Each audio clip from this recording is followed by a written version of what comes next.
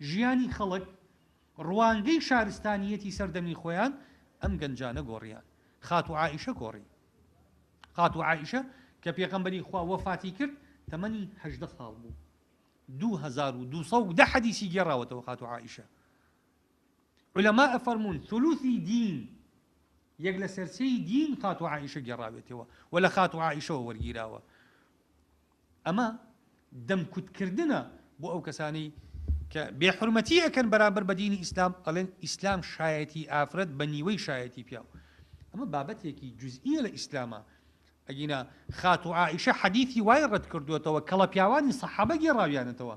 خات و عائیشە ئیستیدراکی هەیە لەسەر حەدیثی عەبدوڵای کوڕی عومەر، ئیستیدراکی هەیە لەسەر حەدیثی ئەبوو هورەیرە، ئیستیدراکی هەیە لەسەر حەدیثی عەبدوڵای کوڕی عەباس. ڕەدی ئەو حەدیثان و ئەو ڕیوایەتانەی کردوێتەوە کە ئەوان وتوێنێ ئەوان بەغەڵەت لە حەدیثەکان تێگەیشتون، بەغەڵەت ڕاوی فەرموودەکانیان کردووە.